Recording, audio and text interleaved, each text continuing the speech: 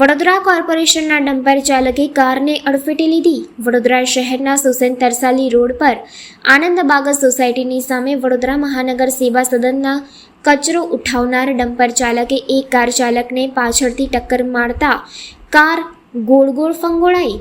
Dumper ચાલક ત્યાંથી ભાગી જવાની કોશિશ કરેલ. પાછળથી આવતા બાઇક ચાલકે જાગૃત નાગરિક તરીકે પોતાની ફરજ બજાવતા આગળ જઈને ડમ્પર ચાલકને ઊભો રાખેલ.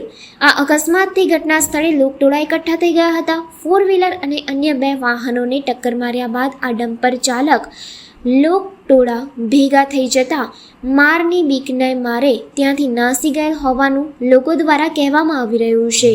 આ ડમ્પર ચાલક અને ક્લીનર બેવ નશાની હાલતમાં હતા, દારૂ પીધેલી હાલતમાં હતા. ઘટના સ્થળે 112 જનરક્ષક પોલીસના 2 વાહનો આવી પહોંચ્યા હતા. દૂર દૂર સુધી આ અકસ્માતના લીધે ટ્રાફિક જામના દ્રશ્યો જોવા મળ્યા હતા. ઘટના સ્થળે વિસ્તારના કાઉન્સિલર ઘનશ્યામભાઈ પટેલ આવી પહોંચ્યા હતા, જેમને જણાવ્યું હતું કે અગાઉ પણ આ રીતની જ ઘટનાઓ થઈ છે. ડમ્પર ચાલકો બેફામ બન્યા છે, પોલીસ કમિશનરના જાહેરનામાનો ભંગ કરે છે. ડમ્પર અને ક્લીનરને મકરપુરા પોલીસ સ્ટેશન ખાતે લઈ આવવામાં આવ્યા છે.